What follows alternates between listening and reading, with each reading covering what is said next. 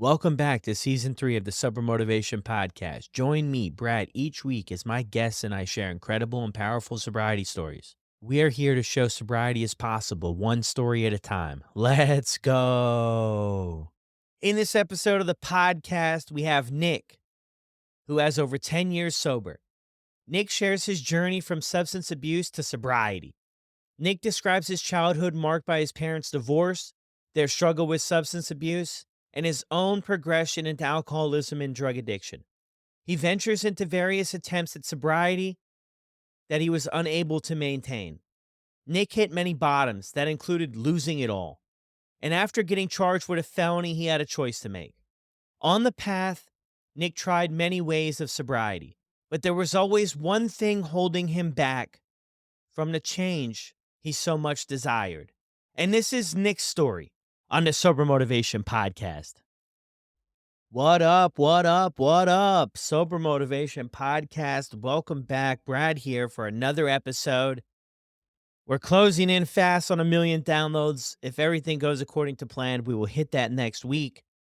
That's incredible. Thank you all for the support on that. And to do that, as we celebrated 500,000 downloads, I do an 8-hour straight live-a-thon on Instagram where I bring on previous guests and fans of the show, and we just chat it up for 8 hours straight on Instagram Live. So if you're not following at Sober Motivation on Instagram so you can get updates on when that is going to be sure to jump over there after you finish this episode.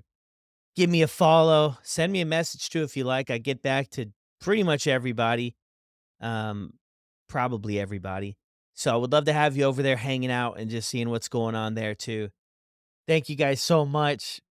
Without all of you, this would not be possible. Would not be possible at all. This is an incredible story you're really going to enjoy. Nick talks a lot about breathwork and how that's helped him in his recovery. And I think it's going to be helpful for a lot of you as well, because I get messages all the time about what are some other things that we can try, or we're running into these roadblocks. We want to check stuff out. And breathwork, I think from hearing Nick's story, can be a really helpful thing for a lot of people. So let's get to it. What do you say? Welcome back to another episode of the Sober Motivation Podcast. Today we've got Nick with us. Nick, how are you? Man, I'm doing really good, man. Thank you so much for having me on. I appreciate it. Yeah, of course. Thank you so much for being willing to share your story here on the podcast. How we start every episode is with the same question. What was it like for you growing up? Oh, man, growing up. So I was born in Eugene, Oregon in 1979, and my mother was 17 when she got pregnant with me, and she was 18 when I was born. And my parents divorced before I was 1 year old. And so both of my parents struggled with mental health and substance abuse challenges. And it was an interesting time because, in the early 80s, we moved up to Seattle, Washington, and there was a culture of sex, drugs, and rock and roll with thing. And from my aunts and my uncles and my mom, it was like cocaine was this big thing in the kind of party scene. And back then they didn't even think it was bad for you, right? That was the thing. It was it's not even bad for you. And of course, alcohol and pot. And so growing up, my mom's long-term relationships she has were with people in rock and roll bands. And so we're only 18 years apart. So it was almost like I was just along for the ride as a kid. And so those addictions advanced into harder substances. And I went to 13 different schools before I got expelled out of 10th grade. And so when I was 15 years old, 3 things happened. My cousin, who was really close with me, he got arrested for bank robbery. Just crazy. And then my mom's long-term boyfriend had died from a drug overdose. And my dad's brother passed away from AIDS. And so that all happened in one summer. And I got expelled from high school. And I had my first drink around 11 years old and started smoking a little bit of pot. I could always go to the ashtray and find marijuana and these type of things. And when I talk about my recovery journey, oftentimes I talk about when I first started to be dishonest. My dad wasn't around when I was a kid. And so I started to create lies about who my dad was, about who my family was. I remember I was in 3rd grade and I loved playing basketball. And at this time we were living on Bainbridge Island. And I told the kids on the basketball court my dad was Tom Chambers. Now, Tom Chambers was the only white basketball player that was on the Seattle Supersonics. And the kids are like, Tom Chambers isn't your dad. He was like the MVP of the All-Star game in like 1989 or whatever. And so I just lied. And the kids are like, they kept pressing me on it. That's not your dad. That's not your dad. And so it was parent teacher conference. And my mom came to school with her boyfriend. And the kids go right up to her and they're like, is Tom Chambers Nick's dad? you know, and she's, who? She's Nick's dad lives in Eugene, Oregon. And we were up in Seattle. And the kids are like, we knew it. We knew it. And I continued to lie. Instead of just saying I was lying, I was like, no, he's in the NBA. It's like a secret society. You can't tell people. And even the teacher was like, Nick, Tom Chambers isn't your dad. And I remember I was crying. He is my dad. And so that kind of dishonesty was a theme of my life. As a child, I had a lot of fear. I was left alone at a very young age. And, we were talking about wrestling, with Jake the Snake on your episode. And as a kid, the wrestling would come on television and I would watch it.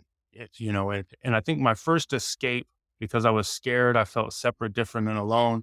My first escape was the television, being able to go into other people's lives and make that my life. I think it was Star Trek where it was like boldly go where no man has gone before. And back then the sitcoms were like other people's lives, families. And I would just get lost in that escape and it gave me security. When you're home alone, you watch TV and you don't feel alone. And so that feeling of being separate, different, and alone and really afraid, drugs and alcohol made me feel like I belong somewhere. They created what I like to call the artificial means to a spiritual experience. And so when I found drugs and alcohol, things fit. And I started getting in trouble as in my adolescent period. And when I got expelled from high school during that summer where I lost what was like a stepdad to me, and I lost my uncle, and then my closest cousin went to prison for bank robbery, I got expelled out of high school for selling $10 worth of marijuana. And it was interesting. It was the first time I was honest with the police department. They had come to my house. This girl had got caught with a joint that I had sold her. And the cop said, hey, it's just a little bit of weed. I'm not going to arrest you. And it was the campus police officer. And I just admitted to it. I was like, I was stoned at the time. I said, yeah, I sold it to her. And it wasn't like I was some heavyweight drug dealer. It was like $10 worth of weed, And that ended up being a Class B felony, distribution of a controlled substance within 1,000 feet of school property. And I was expelled from the school. And at that time, I was on the basketball team. And basketball was a huge part of my life all through my childhood up until that point. And so when I got expelled from 10th grade, that is really when my life started I went from hanging around with the wrong crowd to becoming the wrong crowd. And that led me down a path of darkness, And so, yeah, like I mentioned, my cousin went to prison and a lot of the friends and people I were hanging out with was a part of the criminal culture. So instant gratification, drug dealing, prostitution, strip clubs, all this kind of stuff. And I'm like 16, 17, 18 years old, But there was always two parts of me. There was this part of me that was talented and gifted and had a lot of talents to share with the world. And then there was this other part of me that didn't think I was worthy of love and didn't think I was worthy of connection and just continued to drink and to use. So, yeah. And fast forward, I ended up moving out to Hawaii. My cousin was raised over here in Maui, where I live now for the last 25 years. And I thought, man, if I could just get away from my childhood, if I could get away from these people, I'll do better. I'll be able to reinvent myself.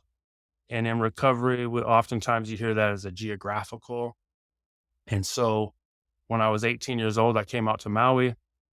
And it turns out, this is going to be a shocker to all of your audience, but there are drugs and alcohol in Hawaii. And so I just became a part of the party culture in Hawaii. And so that was, man, that was in 1999, and I got sober in January 25th of 2014. So 15 years of drinking, using, and I would say that I could spare you the long drunkalogue, but what I call it is the journey to surrender. And it's hard when alcohol and drugs are your only spiritual solution for the problems that you're dealing with. I believe at the root of my challenges were unprocessed grief and unprocessed trauma from my childhood, and that drugs and alcohol were the only thing that really allowed me to live in the present moment with any peace, with any connection. And so when I didn't have the drugs and alcohol is really when my challenges started. And so I would work jobs that the lifestyle of the party was a part of it, restaurant business. And I made my first attempt at sobriety in 2009. I had blacked out while I was driving and had been on a combination of different drugs. I had been up for a couple days. And if you've ever been to Hawaii, I was over on the Lahaina side, which they just had a big fire out there recently. And I blacked out driving home, and there's these huge cliffs with 300-foot cliffs on the side of the highway. And I passed out, and I ended up getting really lucky that I didn't die. I totaled this vehicle, and I didn't kill anybody else. And I woke up with the airbag in my face, and it was about 4 in the morning. And the first thing I did was try to grab my drugs, right? And took a couple pills that I had, threw the rest of the stash, and I ran. I fled the scene, and I could hear the sirens in the background. And I was up by this little gas station hiding in the bushes. And my daughter's mother came to pick me up after I had left for 3 days. And she came to pick me up with our daughters.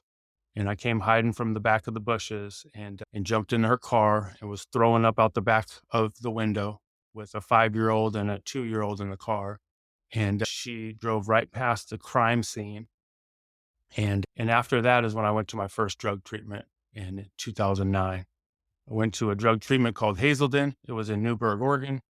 And it was wonderful, man. Like, it was a great experience. I didn't want to go to AA meetings. I never thought AA was like on my bucket list, of, things that I wanted to be a part of. My dad and all of his brothers and sisters have been to AA. And I thought of AA as like a horrible place to be. When I was a kid, my dad would take me to meetings when I would see him, and there would be cigarettes in the rooms. And it was just an unattractive place for a child to be. And so when I was on the phone with this treatment center after the car accident, I was asking important questions like, what kind of gym do you guys have? Is it co-ed? What kind of food is there?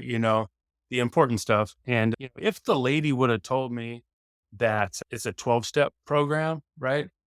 I probably wouldn't have gone, but I ended up going anyways.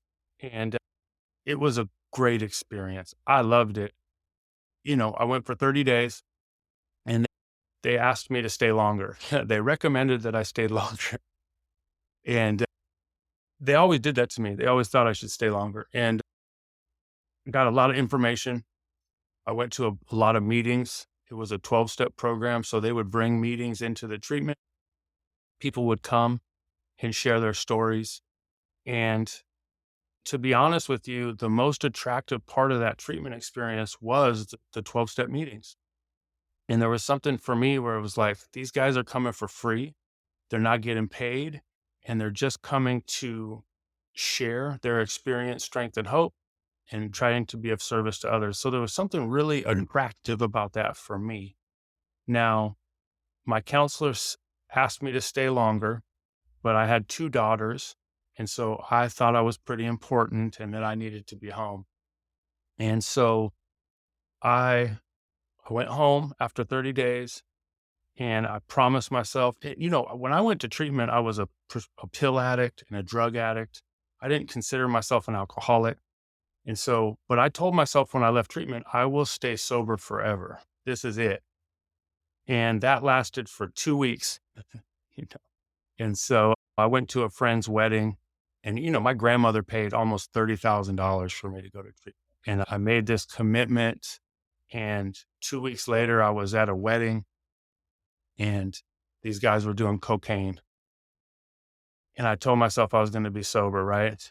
And then all of a sudden it came over my head. I said, well, cocaine was never my problem. And they're passing this plate of cocaine around. And I remember the guy even looked at me and he goes, weren't you just in treatment? And I said, yeah, but it was for pills. It was just for pills. And he goes, oh, okay, that makes sense, you know?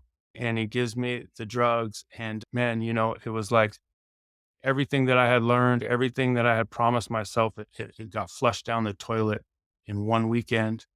And I remember I had $1,500 to my name when I was at this wedding, but I had to fly to California for it. And I had to borrow money to get home and barely made it back to the airport. And my drug addiction took off again immediately. And so from that 2009 to 2014 is what I call my journey to surrender. It was torture. It was really like a torturous experience. I ended up homeless. I ended up a daily opiate and crystal meth addict. And yeah, man, it was like living like an animal. First off, thanks for sharing all that with us. It's incredible hearing your story, man. I could personally relate to so many areas, right? I mean, your mom being 17 and 18 when she had you, my mom was 16 when she had twins. It's tough, right? When you do it. And then the rock and roll scene too in the 80s, right? And the big explosion of cocaine and all that stuff hits. But there was a few things that really stood out to me is I think back to my story. And even before I picked up drugs and alcohol, I felt all that stuff you described as well. I didn't notice it at the time, but I always felt different than my peers. Their interests were different than mine, and they seemed to be able to connect with each other. And I had no idea at the time, but grade 6, grade 7, grade 8, people are mingling, they're creating their groups. And I just really had to put in so much effort. I was able to make some friends, but I Yeah. was exhausted looking back to find my place in the world. Like I didn't belong. And if I did want to belong, then I would have to do stuff that was outside of my character, right? Act like this clown, get in trouble, do stuff. And I Yeah. think over the years that weighed on me, right? And my desire to belong and be a part of something and just be accepted and be loved. And like my folks were great, but as hard as it was, and I think this is something that they struggled with too, is we're doing all this for you. I had every opportunity to do well, to play sports, to go to school, to do stuff. They supported me. They loved me so much. I wasn't able to accept that. And I was more interested in the people at school to love me, to like me than my own parents to do it. Yeah. So I guess I say that to say this. I noticed I had symptoms of struggling with a lot of the stuff you're sharing with too Yeah. before I ever picked up. I mean, dishonesty was definitely something, a big part of my story because it all came back to that spot of just wanting to belong somewhere. And we made a big move too when I was younger. I'm born in Canada. I'm in Canada now, but we Mhm. moved all the way down to Waco, Texas. My mom with Wow. 2 kids, and here we had a ton of support. We lived with my grandparents, right? So that was great, right? Grandparents, like they're my grandparents did anyway, right? They never say no or rarely Mm. say no. And then when we moved out with just my mom, she was a nurse, so she started working overnights, and we had a lot of babysitters and stuff like that. And she was doing what she had to do, and it's no fault of hers, but it wasn't really around much. She would sleep during the day. We'd come home and do our thing. And it was really a struggle looking back, but I could relate to so much of that stuff that you had mentioned there is about. I wonder what it's like for everybody too, and hearing a bunch of stories on the podcast that you can pick up on a lot of that stuff about what was going on before you had that first drink. And then, Yeah. for people who don't have it all makes sense because then they have a drink and they're able to take it or leave it. It doesn't provide that relief from Yeah. self. That's what it was for me. It was that relief from self to be like, okay, now I can be something. And then people enjoyed that, right? Like when I would drink and when I would be involved with that culture of substance use and all that stuff, people like loved it. It was like an Yeah. identity. So it was like, okay, not only am I, hooked on this stuff, but I'm hooked on how others view me. And then I built up that identity of this is who I am. And people loved it. And I felt, on top of the world. Right. And then it's like a whole Yeah. nother monster starts to grow. Interesting Yeah. too about the rehab story for you too, right? You go to rehab well, you moved to Hawaii first, right? Yeah. I went to my first rehab at 17 and I was there for about 5 months. I Okay. ended up being there for 12 months, but I was there for 5 months. And you know what I thought I was doing? I thought I was doing everything I was supposed to do. And we used to get it's called a focus Yeah. every week. And I got this one focus and it says, wherever you go, there you are.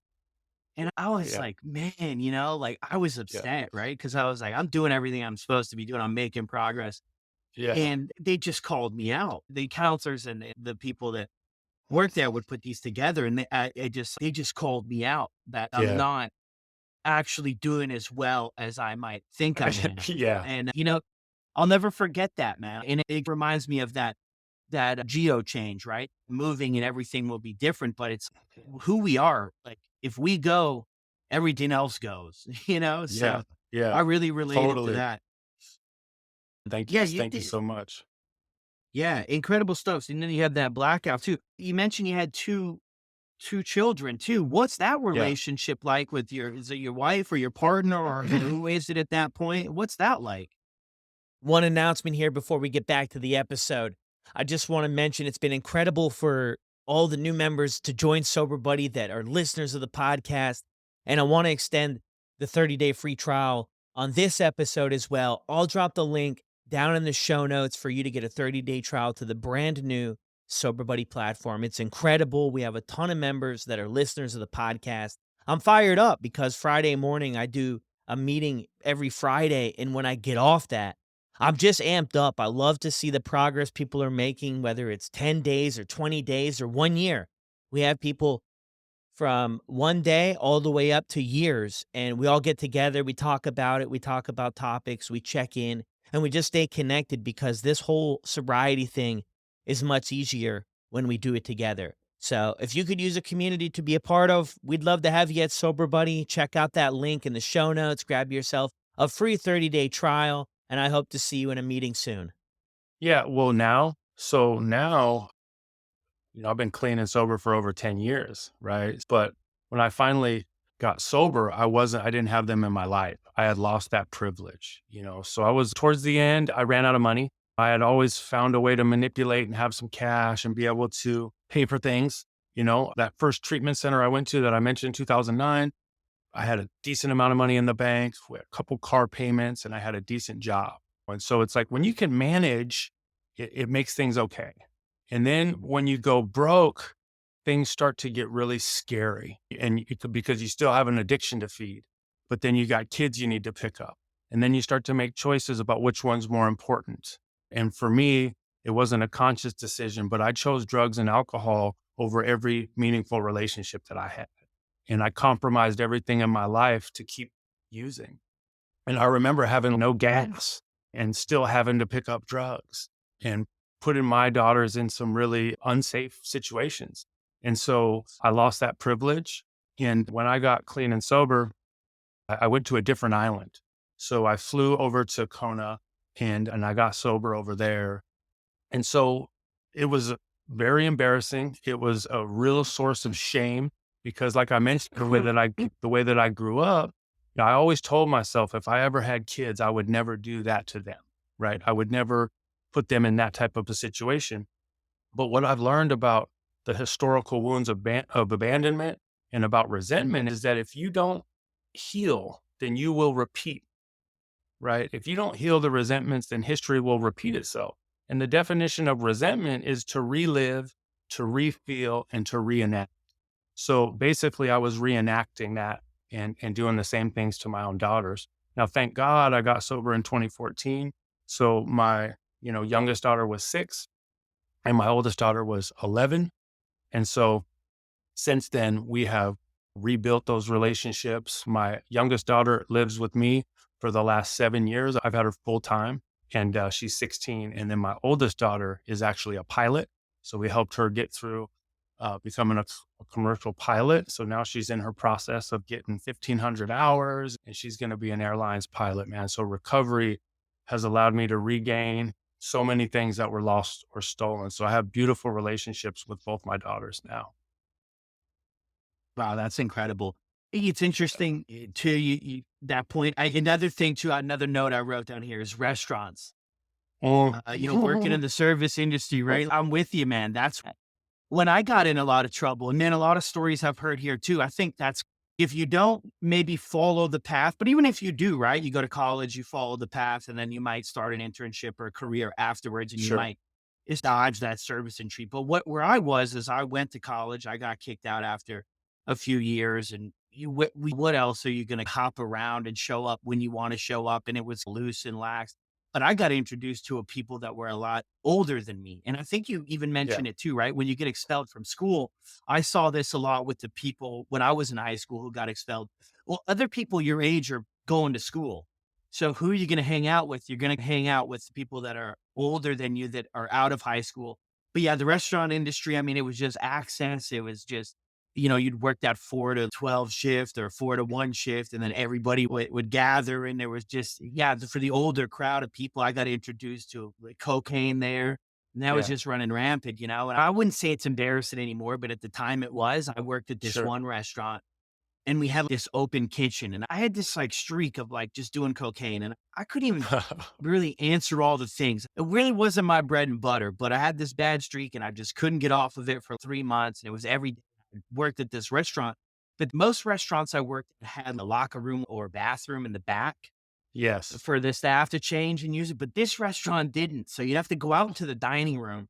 And it's crazy, like looking back, but during shift, I would be like going out to this bathroom in this restaurant full of Yeah. people Yeah. and doing this stuff. And then I always knew because I got fired from so many jobs, I always knew that they would rarely, unless there was a really big problem, they would rarely fire you on shift because every place was short. They needed you to Yeah. kinda keep the burgers cooking, but Yeah. Yeah. Yeah. they called me in the next day, right? And I Yeah. just dodged it.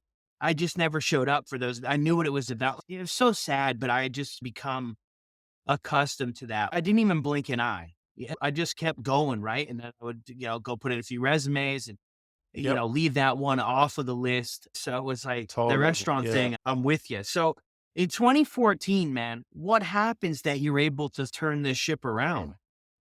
Man. Yeah. Great question. So I got caught on camera shoplifting at the tender age of 33.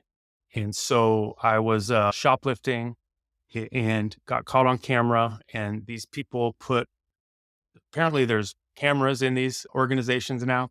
And so they posted my picture on social media and that was embarrassing. My daughter's mother, who had blocked me and stopped talking to me, reached out to me to say, what a loser. And it's a small island over here. And so that was a felony shoplifting. And so I was dealing with the consequences of that legally. And by this time, I have no car. I can't stop drinking and using. I'm on a bus going to court. And the judge basically suspended my sentence so I could get treatment. Now, it was interesting because I had already wanted to get clean and sober. So the charge was just added incentive.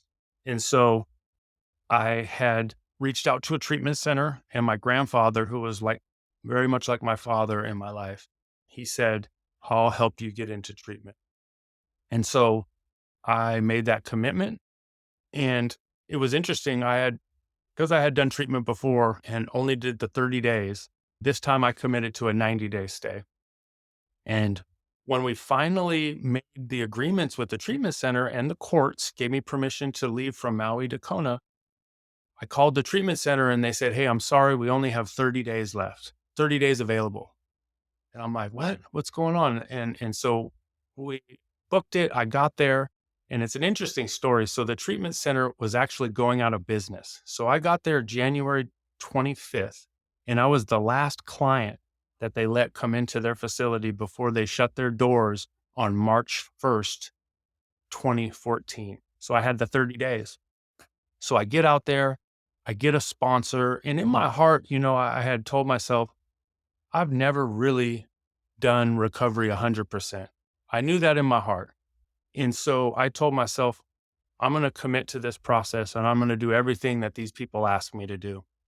Mhm. Now, keep in mind, I have this felony court situation. I have no money, no job, no bank account, no driver's license. I haven't seen my daughters because of my behavior and conduct. But all of a sudden, I see a loophole because I committed to the courts for 90 days, but the treatment center is going out of business. So my sponsor at the time, he was on the board of this long-term sober living on the Big Island, and it was called the Bridge House.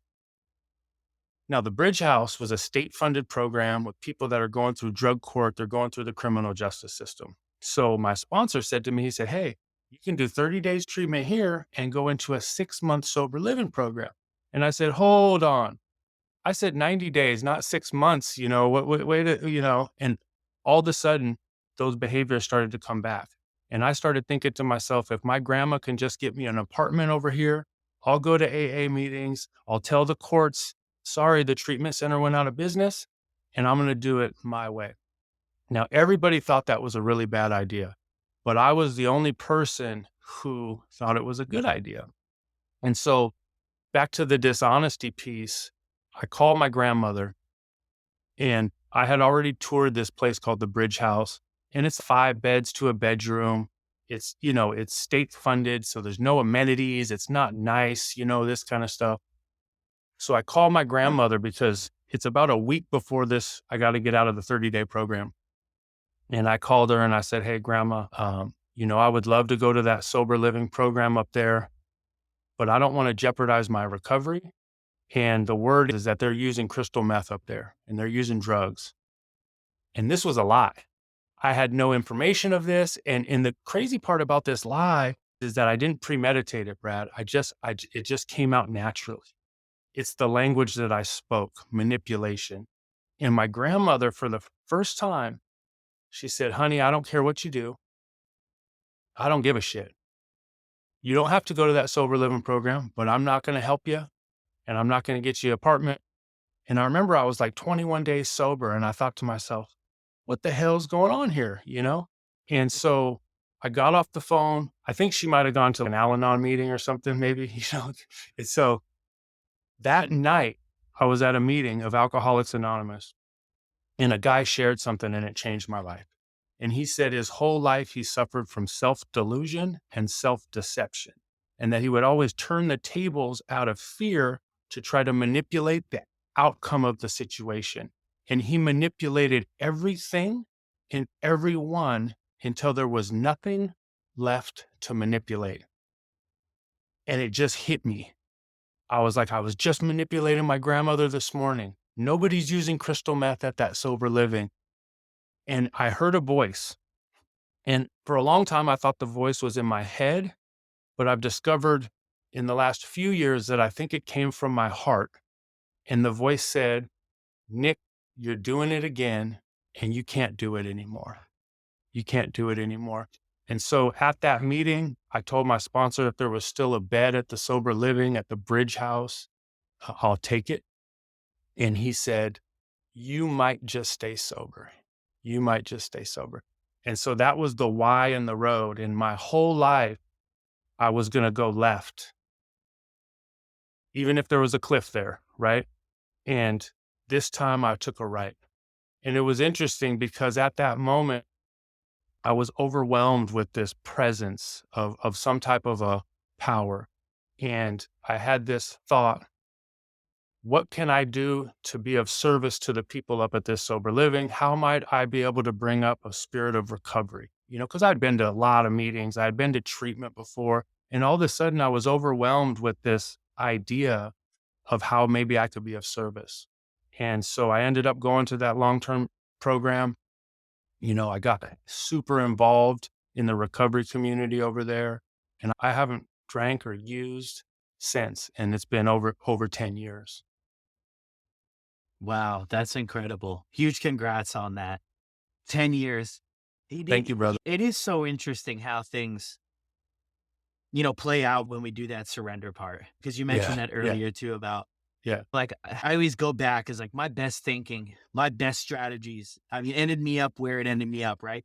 The moderation of just doing it these nights, or setting aside a budget, or just this and just that. Some of those things like temporarily worked, but Yeah. it never worked in the long run. I always, usually within weeks, if I tried like my best, like I held on for dear life, would last a couple weeks, then I would end up at the same place, the same Right. exact place, wondering how this all happened again. How did Yeah. this happen Yeah. again? And it's not taking suggestions, but I love that part too, because I remember my first meetings. I was 17 and I went to my first AA meeting, and I really wasn't even into drinking, but that was just what we did, right? We were at this treatment Yeah. center, and Yeah. it was like being in jail, right? If you can get to Yeah. an AA meeting when you're in jail, it's Yeah. whether I got a problem or not, I'm there, right? You just It's want to good. move a little bit. Yeah. And I went to, my first meeting there, and I went to meetings after I did this program. And, it was never, I always went to meetings, but I always came late and left early type idea. And I Yeah. always sat in the back, and I always scooted out before the prayer. And I never really wanted to, face it. I got a lot from it, but I was that guy who right after the meeting, it's crazy bananas, man. But literally right after the meeting, I would go to the closest place to get alcohol. And I would be Yeah. looking around over my shoulder just to make sure that nobody from the meeting was pumping Yeah. gas. Yeah. Just because it was so embarrassing, right? So I think like at the end of my journey and things, like it's that manipulation thing you brought up too, right? Like eventually, for one, I ran out of options. I think a lot of us run out of options about Yeah. things. And it sounds like your grandparents too came to bat for you for a lot of these situations, right? Yeah. And then, put an end to things and put the ball in your court. And I had similar situation play out for me to where people had all, I mean, you could throw as much cash as you want at this thing, I Yep. mean, you can throw as much cash, you can throw as much help, support, as much, but it's that real change takes place when we start to get interested and engaging in our own healing and our own recovery journey. And then for Yeah. me, it was after I get sober, I think, hey, man, now I got something figured out here, right? Because I'm not using it anymore. And then it's now life starts to happen, right? Emotions start to Yeah. come up, things I haven't dealt with for so long, probably ever in my life. I Yeah. probably never really talked about how I honestly felt. Just was worried about how would people take that. I ended up in the psych ward for suicidal thoughts a couple of times too. And I did have one Wow. occasion where I broke down, and I did talk to this one security guard, but it was like after I just went bananas, and he wrapped me up in this bear hug and brought me into this like padded room. And I knew at that point in time, like I was just defeated. And I did open up to this fellow, but other than that, I Yeah. didn't really talk about anything. Yeah. So you do this sober living, and how does that all pan out? What does life look like for you after you leave there? Well, what's interesting? That moment that I had, a lot of people have seen Denzel Washington, the movie Flight, and he's in that courtroom, and all he has to do is tell one more lie, and he's going to get the airline off, and he's going to avoid going to prison. And he basically says that he had reached his lifetime maximum limit of lies, right? And that was like the experience I had was like, I can't lie to myself for another moment. And it's interesting in the 12-step recovery program, the spiritual principle for the first step is honesty. And I think that's why it was so hard for me to get sober and to change my life is because I didn't know how to change my personality. I didn't know how to change who I was. And one of my favorite sayings is if you want to change your personal reality, you have to change your personality.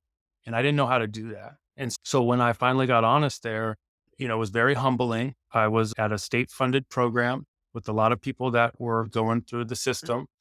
But here I am going through the system. I got court, I got felony, but it's like I'm looking down on people from a gutter. It's crazy, right? But it was exactly what I needed. I had to go to the Department of Human Services to get food stamps and to get financial assistance. The rent at the sober living was $300. So there was always this idea that I was this top tier guy, this top shelf, player.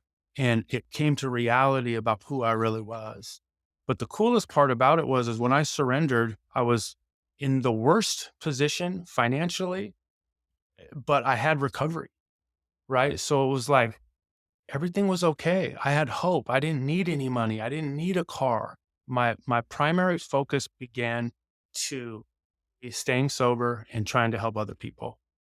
And so all types of miracles started happening in my life. I got a job at the treatment center that I went to. So the treatment center that went out of business reorganized and reopened 10 months later.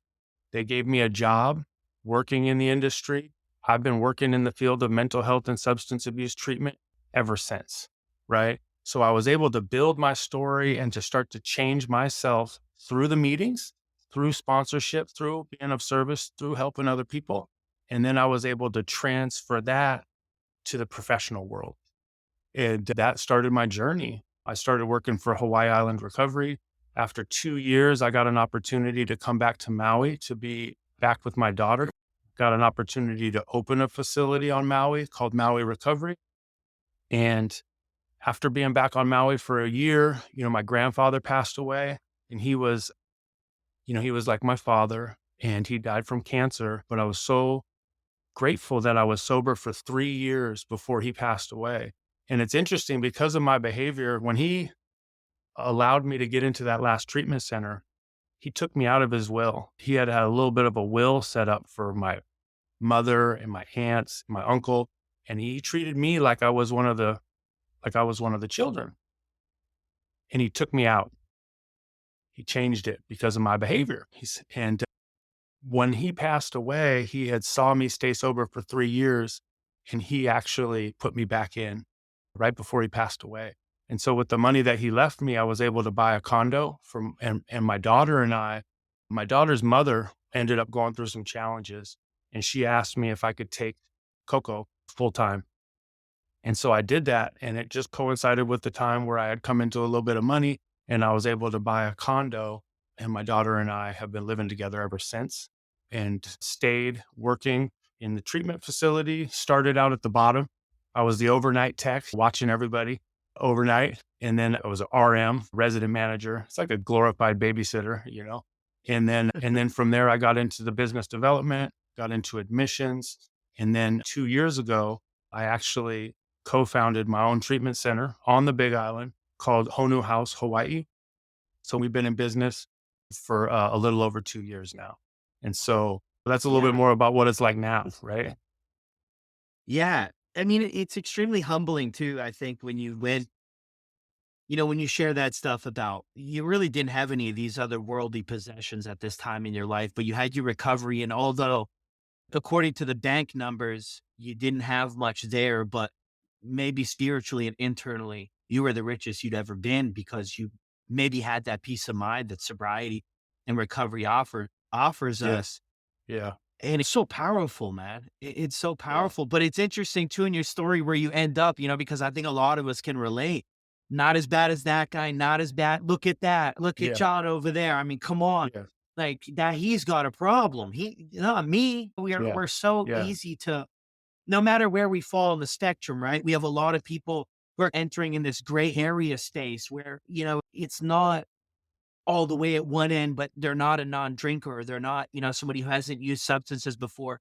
And I think it's very easy. A lot of listeners of the show, just from talking and conversations, they fall in that today. They fall in that category today, but it's progressive over time. That's what I found Yeah. out. That's my experience. And that's really Yeah. what I've seen. And that's not for everybody, but in my story too, man, I have a really hard time pinpointing the spot where this just went for fun with college buddies to a spot where I just couldn't quit. And then years go by and you look back and you're like, my goodness, what happened? All the Yeah. legal trouble I was struggling in my life way before that happened. And that became a solution. And you know what? The most dangerous thing I think about it for me personally is it worked so good, man, until it didn't. Yeah. Yep. Um, it gave me something, man. It really gave me a lot. But I think that's humbling, man, when you're in that situation and it's like we get to start over from scratch, man. There's some of us out there who lose it all and we Yep. have to find a way to keep going. But I think early on, I did anyway. I figured out that if any of this is going to work, because my intention was never to get sober. My intention was to stop the pain, to stop the consequences. But then I had that light bulb, man. That light bulb clicked and it was just like, look, dude, you can go whichever way you want to go. It's ultimately up to you. And I knew at that time money wasn't going to solve it. I knew consequences, even going to jail and having to start my life over and all the disappointment I felt from people that loved me and the disappointment I had in myself. I knew that although that did play a role, I knew that wasn't going to keep me sober. Because I never really cared about consequences. It was weird because once once you break the rules so many times and you go so far off the track, it's just, I Yeah. got comfortable because I'd been arrested so many times. And I remember the first time I got arrested, everybody was like laughing and they knew each other and they're like, "Oh, what's up?" They knew the corrections officers. And I was like, this is the weirdest thing. These people are like laughing and having fun. They know everybody. And I'm like, oh, that'll never be me. And then by the fourth time, I end up downtown. I'm like, dude, you're too comfortable here. Yeah. And it's scary. It gets Yes. scary Yes. because you're just like, you're not getting it. I wasn't getting it, man. But I did Yeah. get it. And eventually I got it when I went in front of this judge after 8 months. I was terrified, man, because I was looking at 20 years. And it could have been that judge at the end of the day, Friday at 4 o'clock, that was heading out to a vacation. And he could have just, changed the complete course of my life in a matter of seconds, and Yeah. rightfully so.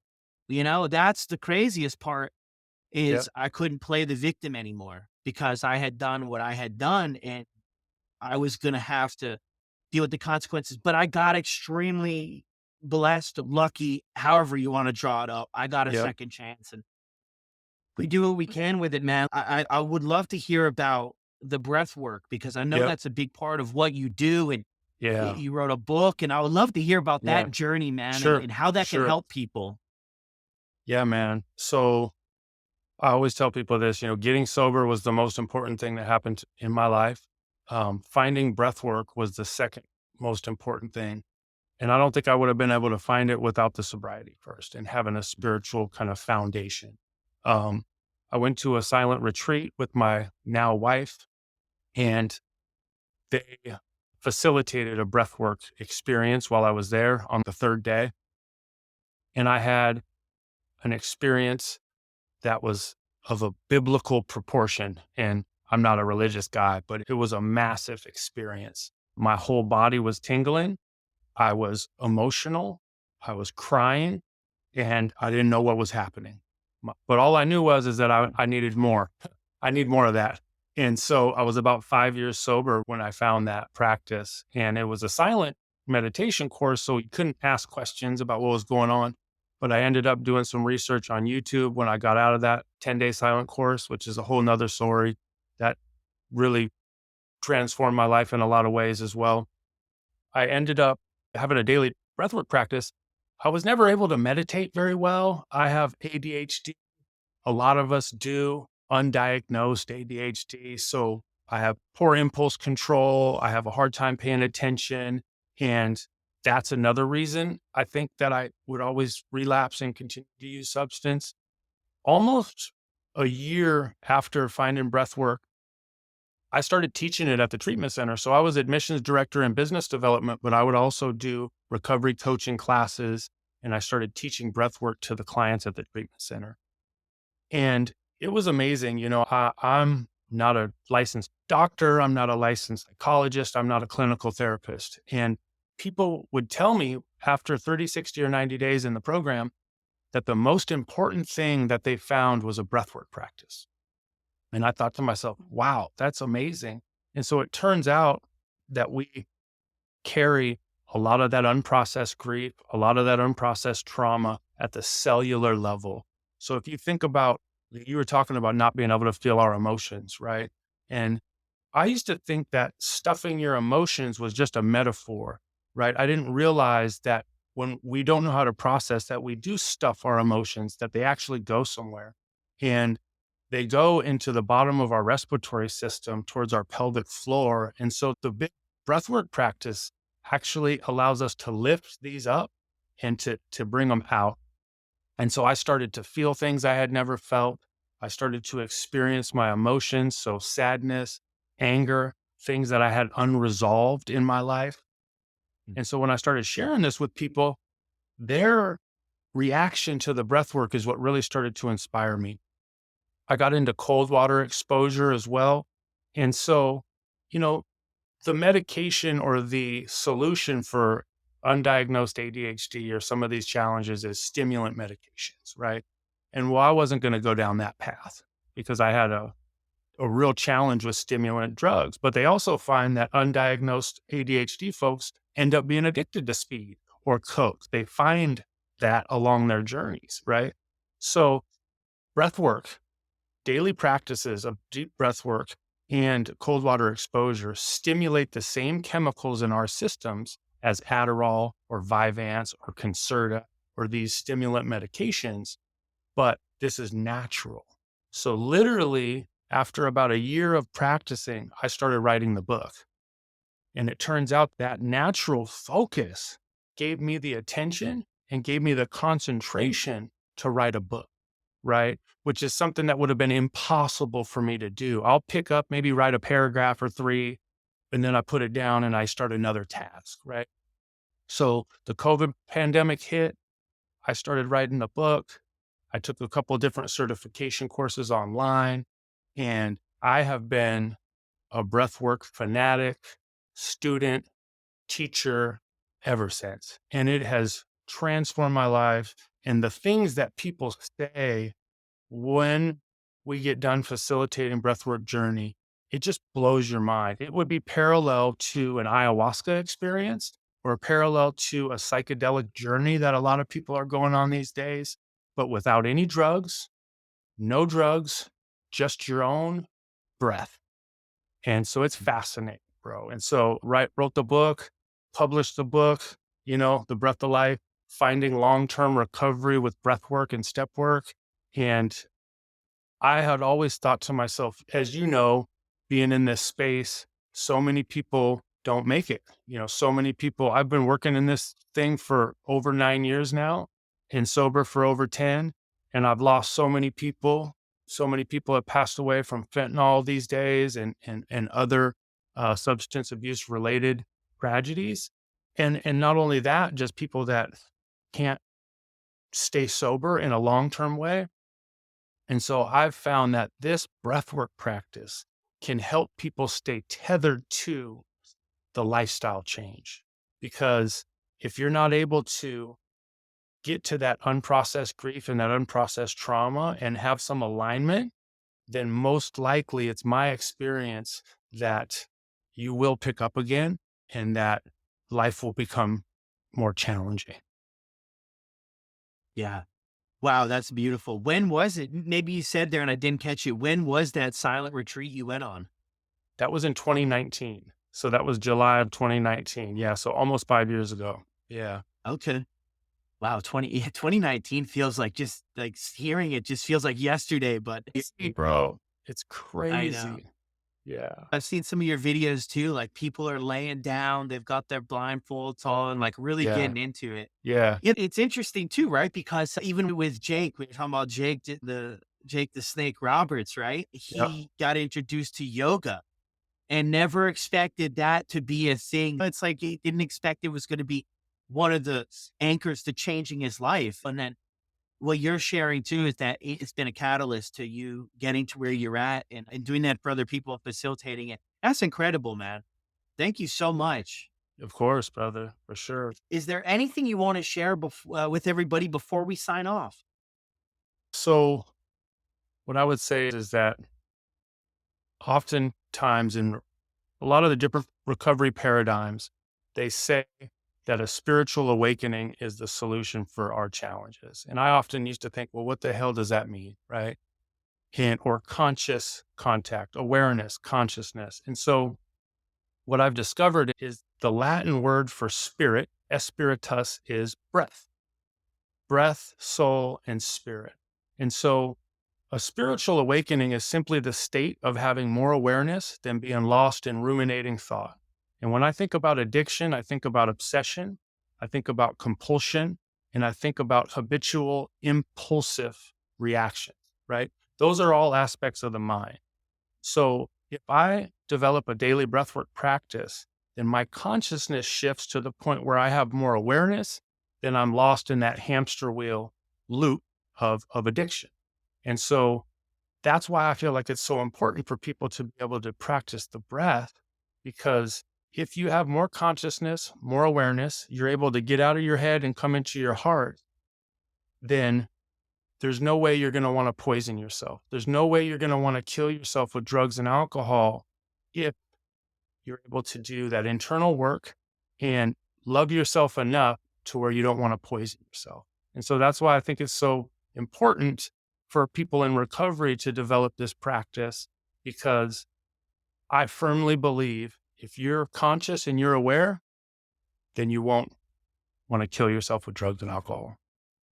Yeah, so true. Thank you so much, Nick. Great to have Yeah, brother. Right on. Thank you for what you do, brother. I really appreciate the platform and the opportunity. It means a lot to me. What an incredible episode. Awesome. Thank you so much, Nick, for jumping on the podcast and sharing your story with all of us.